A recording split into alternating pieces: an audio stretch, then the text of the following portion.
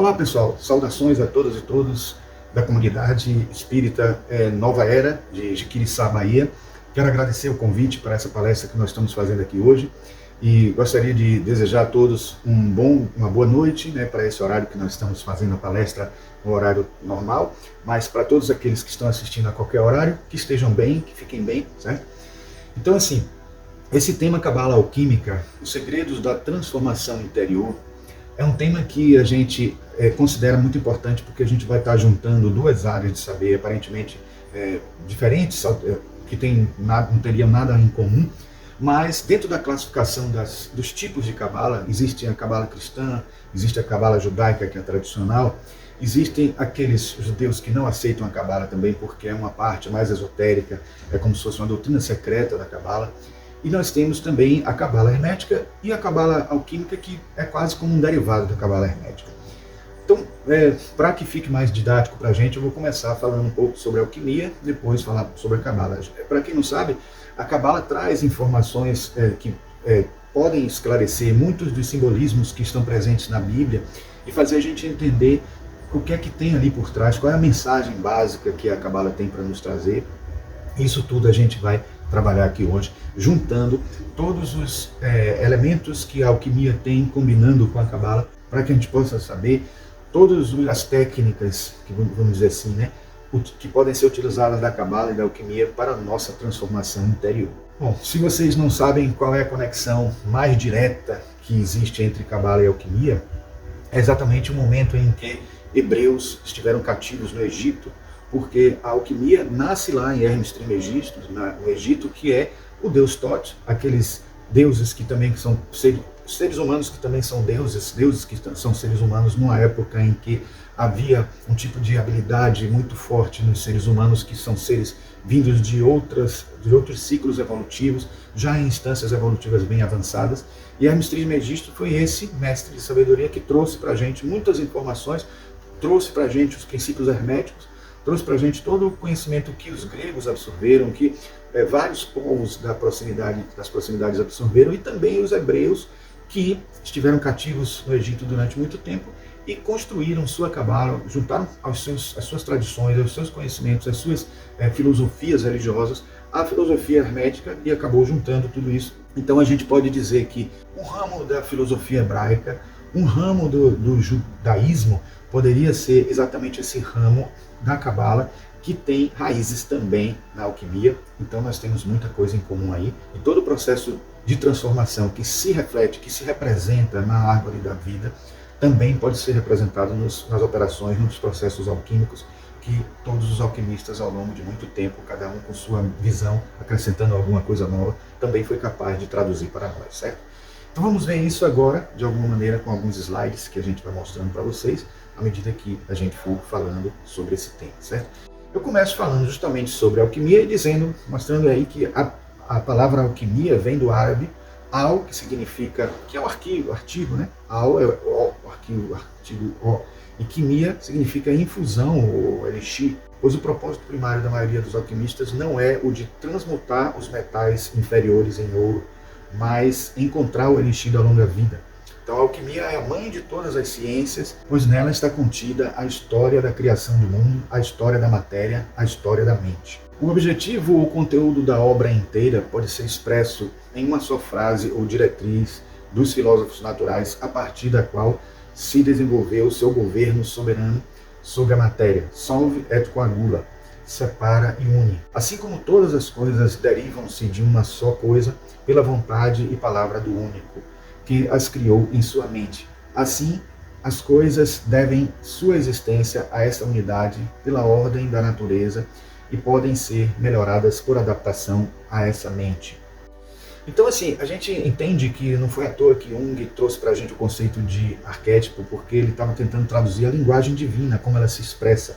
E quando ele fala de arquétipos, fala, por exemplo, do ego, fala do self, quando ele fala que esses dois estão de alguma maneira separados, já foram unidos, se separaram e depois precisam unir novamente nesse processo de solve e coagula, junta e separa, dissolve, junta de novo, coagula, dissipa, sublima, calcina, queima, todos esses processos alquímicos que eram considerados como processos que eram utilizados na matéria, nos elementos químicos, nas substâncias, também podem ser, por uma lei, né, o princípio de correspondência, podem ser também comentados, falados, estudados dentro de uma perspectiva da psique.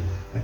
Então esse processo todo tem a ver com a ideia de que nós, né, dentro da perspectiva até que Jung soube traduzir muito bem, nós na sociedade acabamos nos influenciando muito com as coisas que nos dizem, nos falam, então muita coisa vem de fora, não de dentro, então nós não somos nós mesmos quando atuamos na vida. Então, de certa forma, o primeiro passo é a gente fazer uma separação do que representa a gente mesmo e o que é influência do que está fora, e às vezes influências negativas, que a gente nem percebe, influências que vêm da sociedade.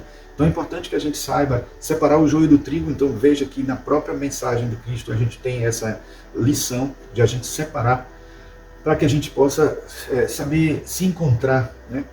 Se encontrar na junção que precisa ser feita, que não é a junção do joio do trigo, mas é a junção do ego ao self, da matéria ao espírito, coisa que a alquimia tem todo um processo, todas as operações necessárias que a gente precisa para juntar a matéria ao espírito, porque na filosofia dos alquimistas está bem explícita a ideia de que matéria e espírito são parte de uma coisa única.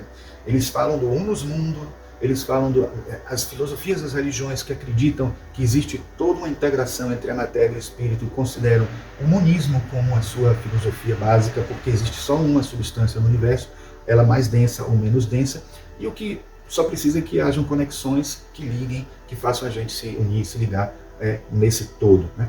Então, utilizando esses arquétipos, a gente pode entender que esse procedimento de separação ou separácio, ele é um procedimento necessário. Primeiro você separa para depois você unir de novo, mas unir o que precisa ser unido mesmo. Então essa união que o yoga fala, que a própria religião fala, que a busca de religar com Deus, ou para muitos como definem religião não como religarem, mas como reelegerem, a questão de poder eleger outro caminho, eleger um caminho melhor. Tanto uma definição quanto outra que ainda não há um consenso, elas têm uma mensagem boa. Então a religião tem esse caminho positivo, por mais que a gente saiba que algumas religiões deturpam a mensagem original, mas a gente entendendo a essência do que a religião tem como objetivo, é a busca da gente melhorar, da gente ser sempre melhor a cada dia. Né?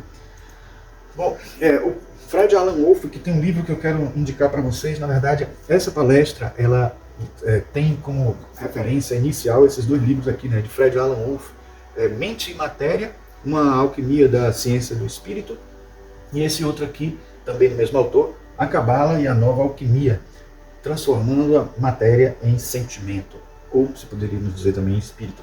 Então esses dois livros, eles são muito importantes, muito interessantes, porque são escritos por um cientista, um físico, que trabalha com física quântica e traz muitas referências da física quântica, que a gente não vai trazer tanto aqui para não ficar muito complicado, e não é o objetivo desse tema que nós estamos trabalhando aqui.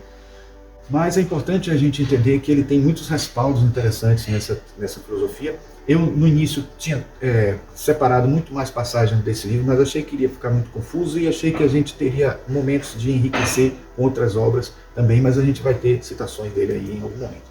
Bom, nesse livro, Alquimia, de Marie-Louise von Franz, que era uma parceira direta de Jung, principalmente a pessoa que mais pesquisou sobre alquimia e trouxe informações sobre a alquimia clássica de livros clássicos assim utilizados pelos alquimistas, ela tem esse texto que diz assim: a alquimia é uma ciência natural que representa uma tentativa de entendimento de fenômenos materiais da natureza, é um misto da física e da química desses tempos remotos e corresponde à atitude mental consciente daqueles que a estudaram e se concentraram no mistério da natureza, em especial dos fenômenos materiais.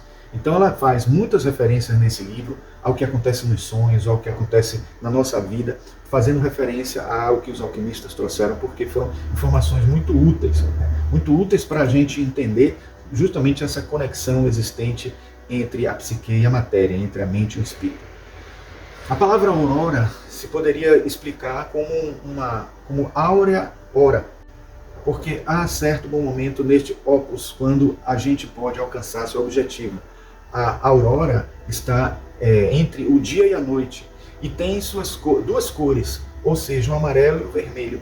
E assim nossa ciência ou alquimia produz cores amarela e vermelha, né, que é a óculos amarela, óculos vermelha, a parte, né, o momento do trabalho do citrinitas e do rubedo, que são dois momentos no processo alquímico, né, um lado mais mental e um lado mais espiritual, um lado mais da essência, né, do self, da busca do self, e acaba acontecendo aí um processo de casamento alquímico, né, realizado pelo próprio amarelo, a gente vai ver daqui a pouco. Então, assim, que estão entre o negro e o branco. Então a gente tem o negro, o branco, o amarelo e o vermelho, que são as 4 etapas da Opus, que seria nigredo, albedo, citrinitas e rubedo. Então esse conhecimento alquímico clássico sobre nigredo, albedo, rubedo, citrinitas, as 4 etapas da cor e a aurora seriam o advento da cor amarela, vermelha e a culminação da obra alquímica. Ao amanhecer, quando doentes que sofreram durante a noite geralmente se sentem um pouco melhor, né, de dia por causa dessa aurora que acontece. Né? Então aqui nós vemos algumas ilustrações, né, de representações de textos clássicos alquímicos, e aqui a representação da aurora, né, mostrando toda essa coloração. A gente vê aí todas as 3 cores das etapas. Né? Temos o negro, né, que mostra lá embaixo, o preto e uma cor acinzentada se aproximando do branco. Então essa escala de cinza aí do preto ao branco que poderia representar nigredo até albedo, que é o processo de purificação, é o momento que você se reconhece como alguém que precisa melhorar, mostra toda a escuridão interna que a gente possa ter, até mesmo em alguns momentos uma escuridão aparente, porque às vezes a gente faz uma tempestade no copo d'água achando que determinadas coisas são tão ruins assim, aí o sentimento de culpa faz a gente se maldizer, a gente se auto-sabota, essas coisas desse tipo que acontecem na psique humana. E algumas são ruins mesmo, mas a gente tem que entender que são parte do nosso processo evolutivo, e a gente tendo esse reconhecimento e percebendo que a gente pode transpor essas dificuldades de uma maneira muito natural, muito tranquila, e isso a psicoterapia traz muito bem, principalmente a psicologia junguiana traz isso muito forte, essa visão, essa consciência de que há essa transição possível, essa jornada a ser realizada pela pessoa, saindo de um momento de alta depressão, né, a gente sabe que Jung passou por isso quando ele passou pelo confronto no inconsciente dele, que ele expressou no livro vermelho, primeiro nos livros negros, olha bem, que é a representação da nigredo, e depois no livro vermelho, que é a culminância do processo todo, representando a rubedo, esse processo mais de iluminação, ou talvez na linguagem de Jung, poderíamos dizer, de individuação. Bom, a gente tem aí também as cores amarela e vermelha presentes aí, porque todo o processo de caminhada da Opus está aí representado na aurora. Né? Bom, aí no livro de Fred Alan Wolf que eu mostrei na estante, a gente vai ter essa afirmação de que a antiga alquimia tinha tanto que ver com o poder sobre si mesmo, quanto com o poder sobre as leis físicas da natureza. Tal poder requeria paciência, observação e, acima de tudo, devoção. Aí ele continua, no século XIV, um antigo alquimista, João de Rupecissa, escreveu que a alquimia é o segredo do poder de fixar o sol em nosso próprio céu, de modo que ele brilhe aí e espalhe luz, e o princípio da luz sobre o nosso corpo. Para descobrir esse segredo, os alquimistas tinham de aprender a dominar a arte de dissolver todas as barreiras da separabilidade. Né? Essas barreiras incluíam, em particular, quaisquer ideias ou concepções que indicassem uma distinção sensorial entre lá fora e aqui dentro. Então, essa lei da correspondência, ou o princípio da correspondência, o que está em cima é como o que está embaixo. Outro princípio da correspondência presente na Bíblia é quando está dito lá que o homem foi criado à imagem e semelhança de Deus. Então, é uma lei de correspondência do que está em cima e o que está embaixo. Tanto o céu está dentro de nós, como nós estamos no céu.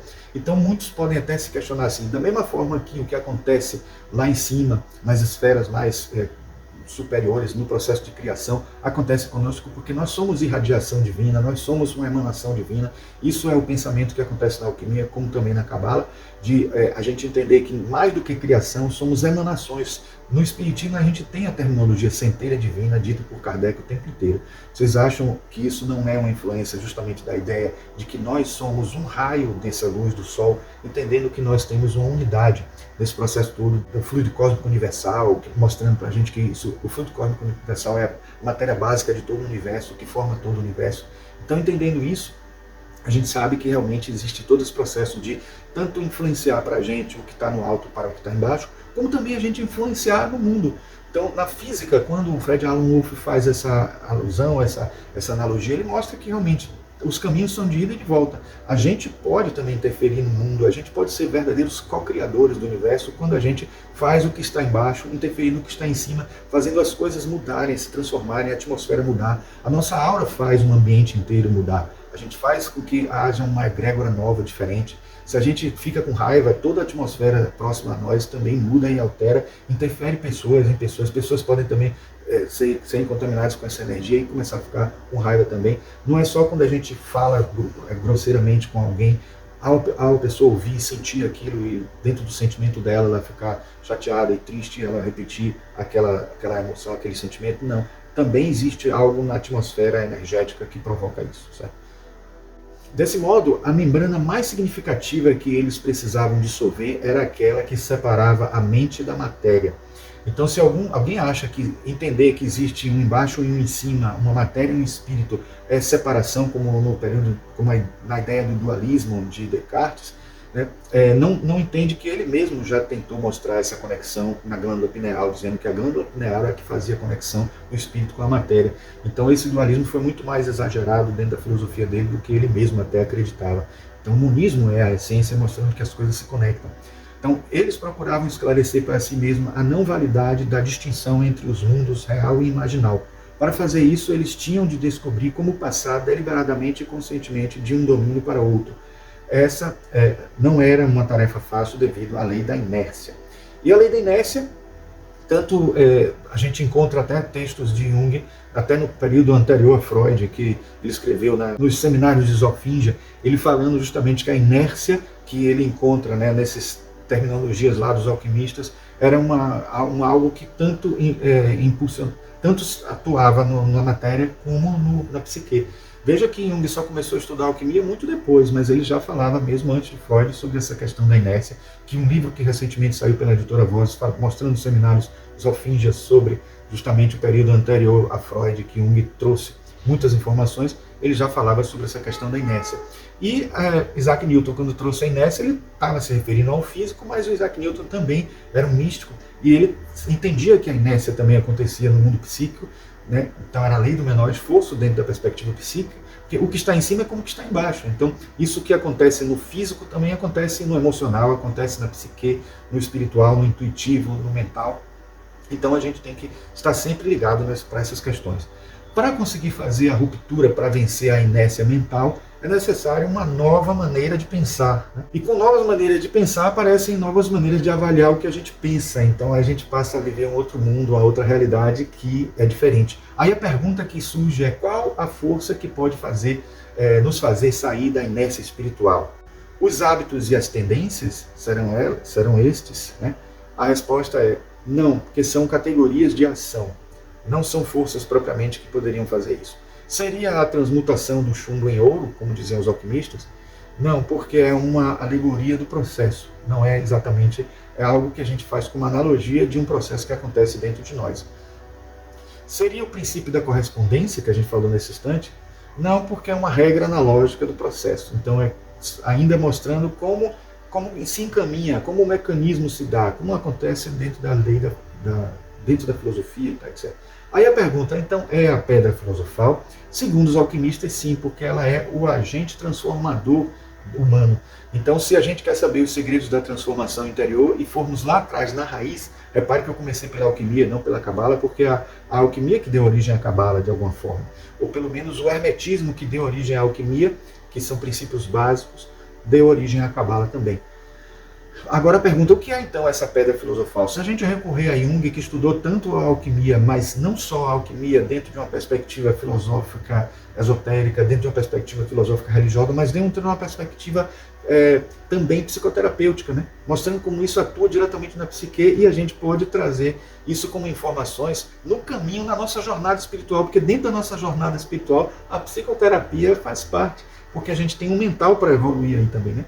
Não é a única, mas o mental precisa evoluir, e o mental precisando evoluir, a gente precisa saber os caminhos que a psicologia traça para a gente. Lá no passado, a palavra psique, que dá origem à palavra psicologia, é alma, então não tem tanta distinção assim, só pode haver distinção se as pessoas se restringirem apenas ao lado psicóide, ao lado mais, digamos assim, só cognitivo, mental, etc., mas a gente sabendo que existe mais do que o mental, o emocional e o sensação, percepção, a gente vai integrar um homem que tem muito mais do que somente o psicológico, mas o psicológico é um fator tão fundamental porque influencia todo o resto também, já que é o ponto de conexão que nós podemos ter com a alma. Então, o primeiro ponto seria um despertar espiritual. Então, parece fácil falar despertar espiritual, e é difícil entender o que seria esse despertar, mas é uma coisa muito pessoal, né? Porque tem coisas que falam mais forte para a gente, outras que falam mais forte para outras pessoas. Então, esse despertar, esse momento em que a gente faz uma transição, uma mudança por alguma leitura, por alguma coisa que nos emocionou, por alguma coisa que a gente fez e se arrependeu, por alguma coisa que a gente percebeu que fez a gente transformar muito a partir de uma meditação, de uma oração, de uma conversa, de uma leitura ou de um acontecimento, de um exemplo de alguma pessoa. Isso faz a gente ter esse despertar. A busca por significado. A gente não vai ter despertar nenhum, não vai ter experiência nenhuma dessas que a gente falou se a gente não buscar. Então precisamos ser buscadores desse processo. Então aí já mostra pra gente quais são ingredientes do mundo psíquico para essa pedra filosofal. Ingredientes alquímicos para esse processo acontecer internamente pra gente. Experiências místicas, experiências que acontecem no mundo do movimento espírita, dos processos mediúnicos, dos processos dentro de uma reunião que vão mostrando pessoas, reunião que vai mostrando, por exemplo, situações bem gritantes que acontecem do outro lado que a gente não sabe, certas situações que acontecem e a gente nem pensa que está acontecendo, acha que é uma coisa somente material que está acontecendo ali no mundo físico, etc. Isso já ajuda a gente a abrir um pouco os olhos para o mundo espiritual, o mundo verdadeiro. E experiências internas também, de alterações internas a partir desses despertares que acontecem, dessas buscas que a gente está tendo.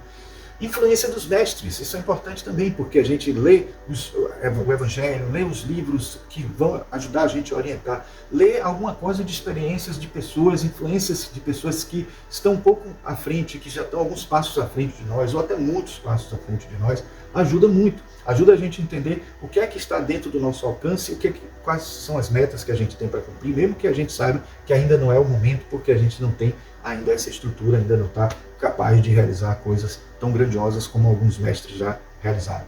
As sincronicidades e os vislumbres, né? Acontecimentos que mostram para a gente, que estão no mundo acontecendo e que mostram para a gente a realidade além, a realidade transcendente, despertares que vão acontecer por conta justamente de momentos de êxtase que a gente tem em oração ou em meditação, que ajudam a gente a perceber esse outro lado com uma luz muito mais profunda, como algo não muito racional, não muito racionável, por isso difícil da gente poder passar para uma pessoa com palavras, mas que a gente vivencia, a gente acaba conseguindo ter um vislumbre. Ação social e em comunidade, tarefas que podem ser feitas em comunidade, atividades assim, assistenciais que podem ser feitas nos centros, nos grupos, né, nas pessoas que se juntam para ajudar em tarefas, em catástrofes, em acontecimentos desses aí que a gente tem visto acontecer. São momentos de amplitude muito grande que fazem as pessoas se transformarem e passar a ver como é gratificante fazer tudo isso, como é gratificante viver a vida pensando nesse outro lado importante da nossa vida. E por último, práticas espirituais regulares. Então esse ritmo, essa rotina que a gente pode chamar em algumas religiões como rituais, e até muitos dizerem que no Espiritismo não tem, mas a gente sabe muito bem que existem rituais sim no Espiritismo, em todo momento tem, até fora das religiões, no dia a dia, o nosso hábito de levantar, escovar os dentes, ler, tomar banho, não sei o que tal, tudo isso são rituais que a gente vive e que eles ajudam a gente a criar também um caminhar, a criar digamos assim, um crescimento contínuo, um processo de aproximação sucessiva para o caminho da transcendência, o caminho da nossa redenção. Certo? Então tudo isso se resume em estudo, trabalho e meditação. 3 coisas que estão presentes em todas essas coisas que a gente enumerou aí, em número de 7 não foi à toa, né, que poderia representar a pedra filosofal, mas no fundo elas podem ser resumidas em a pessoa buscar o conhecimento que vai ajudar a gente a ter um pouco mais de sedimentação em relação àquilo que a gente conhece, àquilo que a gente precisa realizar, e até mais segurança de fazer, sabendo que aquilo vai estar sendo útil de alguma forma. O trabalho, né, o exercício, o serviço de fazer em prol do outro, em prol do seu próprio autoconhecimento e autocrescimento, autorrealização, mas também em prol do outro, porque fazendo pelo outro está fazendo por si mesmo. E quando a gente começar nesse exercício a aprender, a se perceber como alguém que vai ficar tão feliz fazendo pelo outro quanto se estivesse fazendo para si mesmo, esse crescimento está angariando frutos e está tendo resultados positivos. E por último, a meditação, porque é um caminho bem direto de conexão, um caminho bem direto que vai fazer com que a gente desperte em alguns momentos para realidades que não são tão próximas à matéria, são mais sutis, são muito mais importantes para a nossa vida, certo? Bom, enquanto a Cabala, ou Cabalá, se a gente for falar de Cabala alquímica ou Cabala hermética, a escrita, né, a grafia mais comum mesmo, mais correta seria essa aí, com Q-A-B-B-A-L-A-H,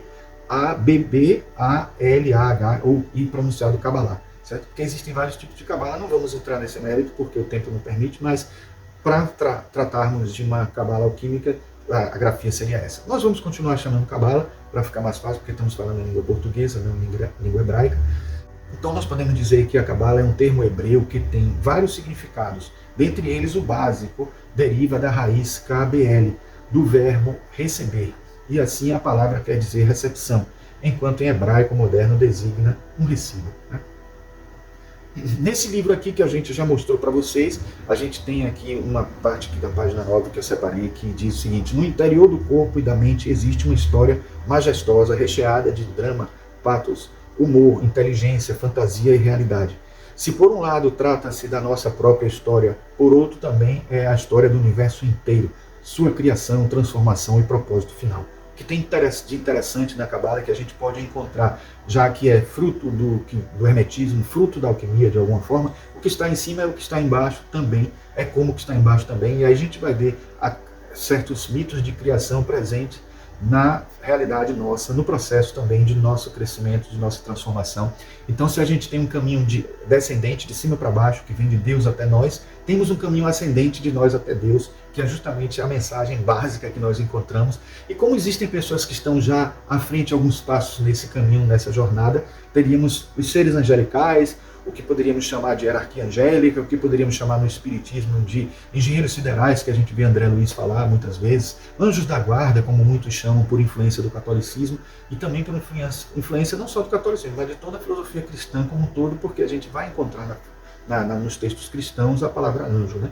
Como a gente traduz dentro do espiritismo, é importante saber, sem aquelas asinhas, sem todo aquele processo todo de representação icônica, mas a gente também entende como seres que estão num nível evolutivo e num processo de evolução paralelo nosso, e eles estão de alguma maneira também ali atuando para o benefício do plano divino, para que esse plano divino possa acontecer da melhor forma possível e nos ajudando, né, como assistentes da causa espiritual. Muitos físicos acreditam que toda a matéria é composta de luz aprisionada, uma crença representada pela famosa fórmula de Einstein, E igual a mc ao quadrado. Segundo essa equação, quando a matéria emite energia na forma de luz, perde algo de si, sua massa diminui. Assim, a matéria é imaginada como sendo luz aprisionada. E se isso é verdade, isso não dá mais uma confirmação, como é, né, verdade, porque a gente vê isso confirmado em todas as teorias que derivaram da teoria da relatividade de Einstein, que foram bem sucedidas, que deram resultado e tal. A gente entende aí que também, de certa forma, está sendo confirmado que a matéria é única mesmo na conexão. Existe assim, luz, né, dentro do processo todo da matéria, então a energia e matéria são uma coisa só, de acordo com a densidade, dentro de diferentes densidades, e o espírito e a matéria também são, confirmando justamente o pensamento dos alquimistas, confirmando que nós temos todo um universo interligado, que nós temos só que sintonizar com uma coisa ou com outra para que a gente possa realizar feitos ou fazer alguma coisa que possa ser significativa. Quando eu digo feito, não é um feito para chamar a atenção das pessoas, mas um feito que possa realizar uma transcendência, uma redenção para o espiritual de nosso ou de outras pessoas, ajudando o caminhar evolutivo da humanidade de alguma forma. Bom, dentro da Cabala alquímica a gente tem umas simbologias que a gente pode mostrar desses 3 pilares aí, que é o da severidade, da suavidade e da misericórdia. Um que é mais ativo, um que é o da severidade é mais ativo, e um que é mais passivo, que é o da misericórdia, entendendo que há uma oscilação até das atuações divinas e dos seres divinos, de alguma forma, atuando com misericórdia e com severidade, entendendo que é preciso haver justiça, além de ter também o perdão em paralelo acontecendo. E no meio da suavidade, que é o intermediário entre esses dois, ao meio do caminho. E na representação da árvore da vida, a gente tem todas essas simbologias acontecendo. E aí nós temos a representação do Adam Kadmon, que é ao mesmo tempo matéria e espírito. É a síntese do self, porque Jung falava que o self é um pouquinho o centro e a periferia. É o início e o fim, integrados, né? Então, de alguma forma, se o Adão, nos textos bíblicos da Gênesis, ele era terra e com o sopro ele se tornou, ele ganhou vida. Então o sopro que representa o espiritual e a terra que representa o material, a gente tem em Adam, que representa justamente em hebraico tem a ver com terra, mas ele tem também, o Adam Kadmon não tem a representatividade de um ser perfeito, aquele que precisa ser alcançado por nós, porque integra o seu ego com o self. Então, dentro da linguagem junguiana, ele integra a matéria e o espírito, integra o que está embaixo com o que está em cima e faz com que a realidade aconteça dentro desse processo espiritual, entendendo um pouco mais sobre o bem e o mal. E se a gente for mostrar aqui nessa árvore, que tem uma árvore invertida, uma árvore para baixo, é como se ela estivesse representando o mal. Quando a gente vê na Bíblia dizendo que em algum momento Adão foi expulso do paraíso, isso é mais uma representação alquímica de um sair de um processo, é um processo de coagulação, de certa forma, é aterramento, de chegar para a terra. Você está ainda no espiritual e atingiu a terra, e aí você começa a perceber a existência do bem e do mal, porque você passa a ter consciência dos opostos, você passa a viver uma vida dual, onde tem o bem e o mal, e que você pode encontrar o meio caminho, o meio termo de tudo isso, e encontrar todo o seu processo dentro desse caminho do casamento alquímico que precisa acontecer entre os opostos, e entender que o separar e o coagular é de alguma forma, o separar e o conjugar, o unir de novo, é um processo que vai estar acontecendo em várias instâncias, tanto embaixo quanto em cima, no físico, no emocional, no mental, no espiritual, no intuitivo. Então, esse é o caminho que está sendo representado na Bíblia no momento em que a gente passa a comer a maçã, e que representa esse momento do despertar do mental, dessa possibilidade de entender o bem e o mal, e separar o joio do trigo, e saber, ter consciência, e por isso ter responsabilidade sobre o que faz a partir de então, porque não está mais sobre os cuidados diretos desses seres mais sutis que nos ajudam em toda a nossa caminhada evolutiva antes desse despertar. Bom, aí nós temos aqui as representações, né, da Cabala, do Keter, Hokmah, Binah, Shazed, Deborah, Tiferet, Netzach, Hod, Yesod, Malkut. E então a gente tem essas 10 sefiras que representam vários aspectos do processo evolutivo nosso. Muitos associam também aos chakras. A gente pode associar também aos vários arcanjos que existem, né, dentro dessa hierarquia angelical, dentro da visão da Cabala. Tem aí os anjos da Igreja Católica, que podem também ter representantes nomeados, associados a cada nível desse aí.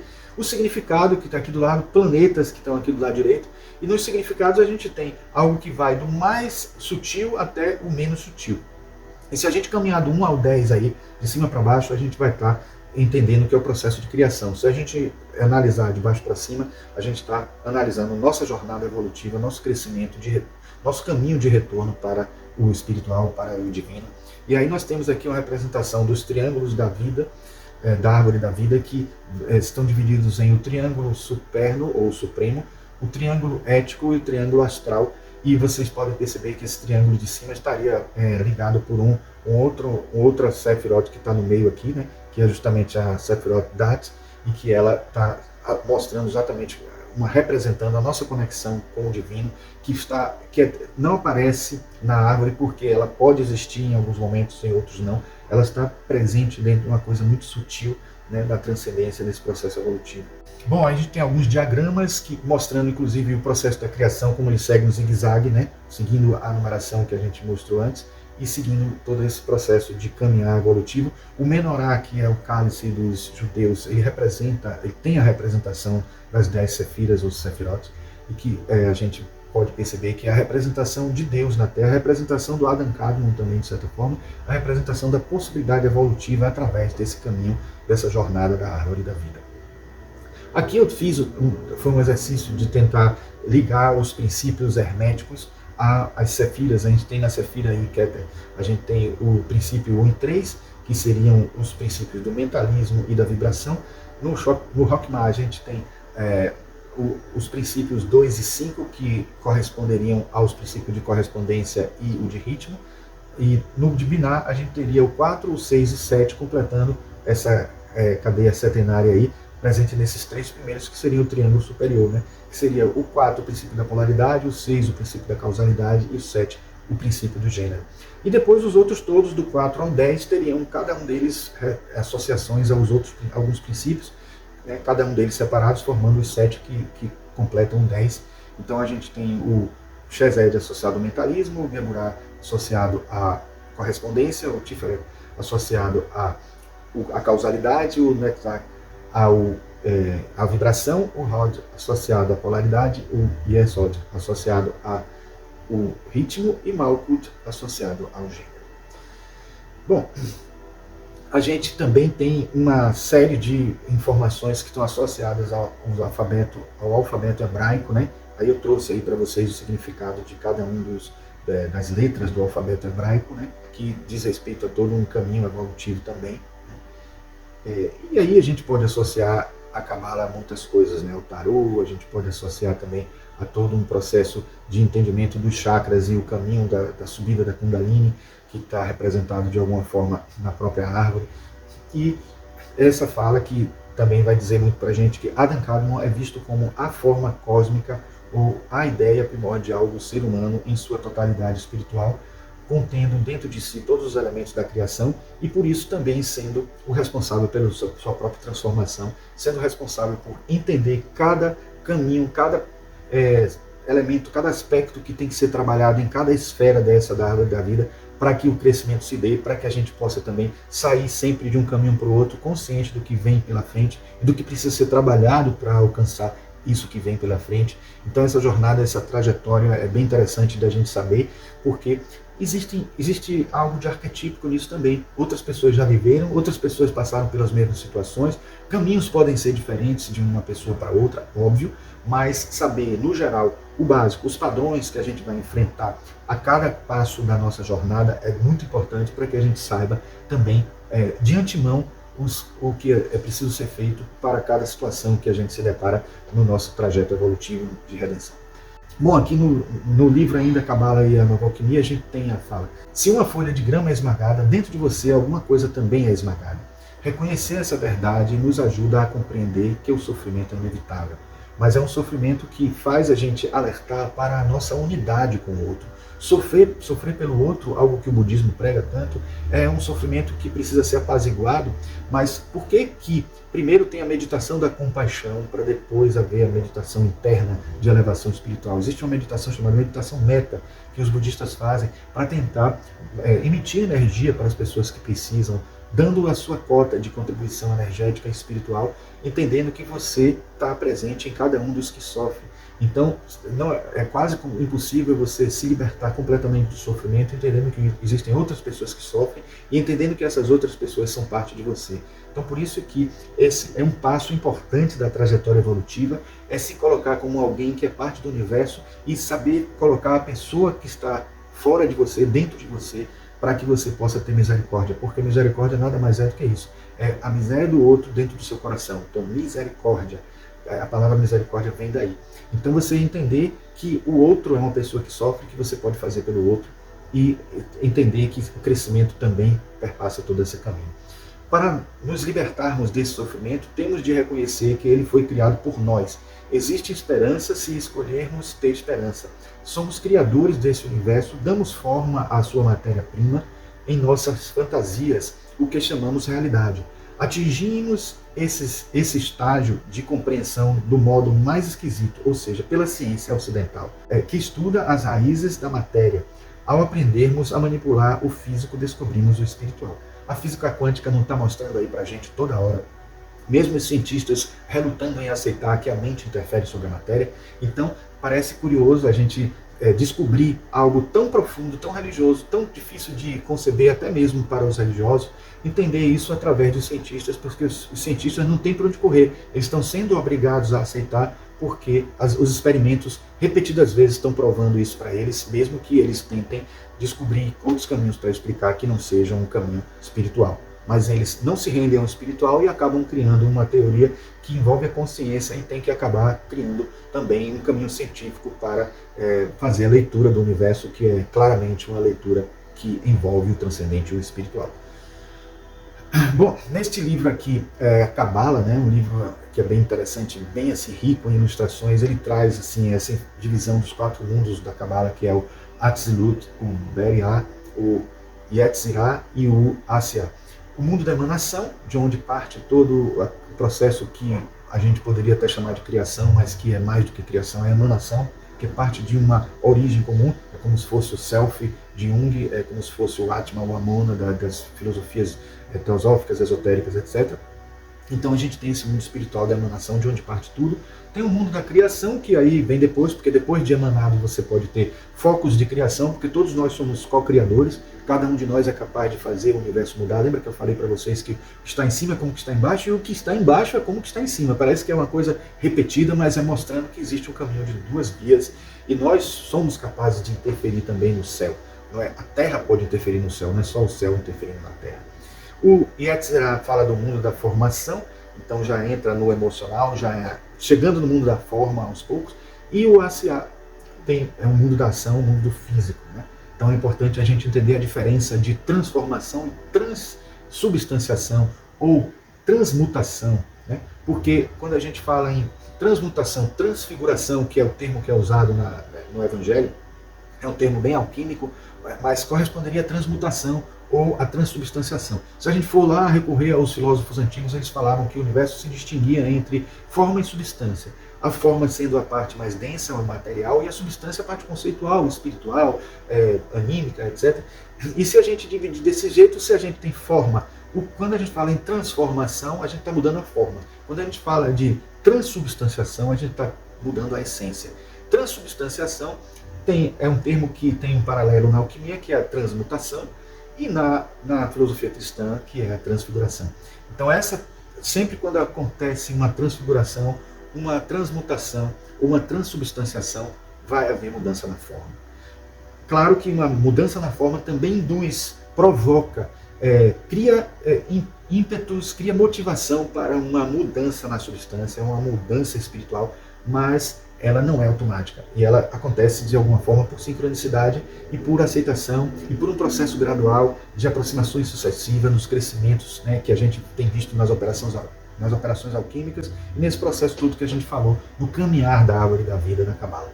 Então a gente está vendo aí nessas ilustrações justamente um caminho, né, de como a gente tem o ser humano nesse processo evolutivo, várias partes, vários egrégoras, várias formas sutis, né, de aura, né, tem o corpo perispiritual, tem o corpo etérico, tem o corpo mental e tem o espírito em si, né, fora do corpo e quando dentro do corpo, a alma. A gente pode entender também que os quatro mundos interpenetram a existência em sua totalidade. Né? Esquematicamente podem ser vistos como a escada de Jacó, que a gente vê representado na Bíblia, né? Em que a árvore de cada mundo cresce a partir da estrutura anterior, de tal maneira que a vontade de Deus e o fluxo que conecta tudo que existe está presente em tudo que é manifesto. Então isso é uma coisa bem típica da Cabala e que precisa ser muito bem entendido para que a gente possa tirar o proveito que deve ser tirado. Rupert Sheldrake, que é um cientista, mas um cientista com o pé na visão espiritual, nesse livro Física dos Anjos, ele diz o seguinte: na biologia, a ideia de evolução foi inicialmente proposta em termos científicos em 1858 por Darwin e Alfred Russel Wallace. Né? Na física, a ideia da evolução cósmica tornou-se ortodoxa no final dos anos 1960, como consequência da teoria do Big Bang sobre a origem do universo. Agora vemos tudo como evolucionário na natureza. Isso significa que existe uma criatividade contínua em todos os seus domínios. Seria tudo isso uma questão fortuita, como os materialistas acreditam? Ou será que existem inteligências orientadoras trabalhando no processo evolucionário? Bom, eu acredito que existem sim essas inteligências, e o Espiritismo também adota essa ideia quando fala dos engenheiros siderais, quando fala dos anjos da guarda, esses espíritos que vão ajudar a pessoa no seu trajeto evolutivo, no seu processo evolutivo. Na árvore da vida a gente pode tirar informações bem interessantes também, associações com a alquimia muito fortes. Eu fiz aí uma tabelinha mostrando desde o Malkuth até o Keter, né, todo o processo, os processos de operação alquímica que a gente vai encontrar. A gente encontra a calcinação, que é associada ao fogo, temos a dissolução associada à água, depois tem a separação, tem a conjunção, a fermentação, a destilação, coagulação associada à terra, depois um grande trabalho interior, a grande iluminação e por último o ouro filosofal, que é o casamento alquímico que a gente falou há pouco, que está associado à pedra filosofal. Né? Neste livro de Marcelo Del Débio, Cabala ou Cabalá Hermética, ele fala da dualidade cabalística e as diferentes formas de revelar Deus. E ele diz o seguinte: de acordo com a cosmologia cabalista, as 10 Sephiroth correspondem a 10 níveis de criação. Esses níveis da criação não devem ser entendidos como 10 diferentes deuses, mas como 10 maneiras diferentes de revelar Deus, um por nível. Não é Deus que muda, mas a capacidade de perceber Deus que muda.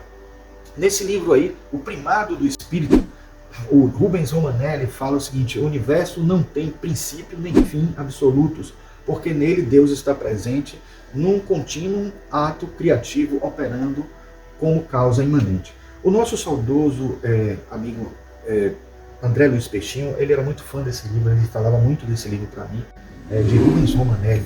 E é dele que eu quero, até como homenagem a Peixinho, pegar uma passagem aqui, nesse livro aqui, que é justamente o capítulo 5, que fala da ideia de Deus. Ele fala uma coisa que tem tudo a ver com isso, tem tudo a ver com a Cabala, é o livro Espírito.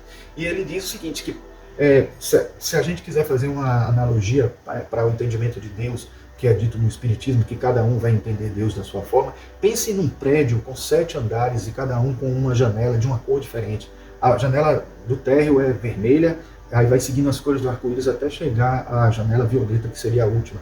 Se uma pessoa, vamos supor, dentro de uma hipótese, né, claro, uma imaginação de uma coisa que é totalmente alegórica, não é verdadeira, mas se a pessoa vivesse nesses quartos confinados, sem sair em momento nenhum, vendo o mundo através dessas janelas, cada um ia ver com uma cor diferente. Mas se uma determinada pessoa esperta saísse do prédio e fosse para o lado de fora, ele ia ver com a luz do sol, a luz verdadeira, as cores do que está acontecendo de fato. É como se uma pessoa estivesse tendo ali um vislumbre em uma meditação do que seria Deus na sua essência. Então todos nós vemos Deus dentro dessa perspectiva, cada um dentro do seu nível evolutivo, e essa é a alegoria que o Rubens Romanelli mostra, para dar a ideia para a gente que o Deus é um só, o Deus está lá na sua essência, e cada um de nós enxerga Ele, representa Ele, faz reverências a Ele, e faz ídolos, às vezes até materiais, para representar Ele, de acordo com o seu nível evolutivo, o seu caminho espiritual. Mostrando justamente que esse caminho existe, que esse caminho vai fazendo a gente cada vez entender melhor Deus, e cada vez o entendimento que vem à frente de Deus nos impulsionando como se fosse um recurso para o nosso processo evolutivo, sendo puxado pela energia divina, por esse caminho divino, que assim como Deus ainda sempre a emanação que nós trazemos dentro de nós como centelha divina, é essa centelha divina que nos impulsiona também para o reencontro com Ele. Bom, resumidamente podemos dizer que a alquimia e a cabala ensinam que a transformação evolutiva do ser humano ocorre por meio do aperfeiçoamento da consciência, integrando luz e sombra para alcançar a unidade com o divino. A alquimia, por seu lado, ensina que a pedra bruta, o ego, deve ser purificada e transmutada até se tornar o ouro filosofal, o ser iluminado. Ambas revelam que a verdadeira grande obra é a autorrealização unindo matéria e espírito, razão e intuição, finito e infinito. Tanto a pedra bruta quanto o ouro filosofal revelam que a verdadeira grande obra é a autorrealização unindo as duas, unindo a matéria e o espírito, a razão e a intuição, o finito e o infinito, o que os alquimistas chamavam de complexo opositório, que é a capacidade de unir. Os gregos antigos filósofos chamavam de enantiodromia, a capacidade de um oposto indo em direção ao outro. Então isso é algum elemento qualquer que seja indo em direção ao seu oposto, e o outro como contraparte também se voltando para o primeiro. Então assim, esse processo de interação entre duas partes é bem típico da alquimia.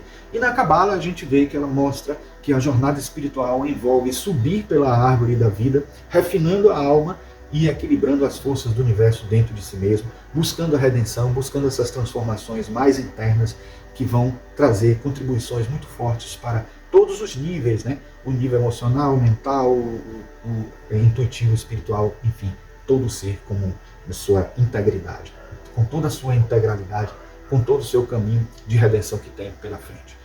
Bom, pessoal, era isso que nós tínhamos que trazer para vocês, espero que vocês tenham gostado.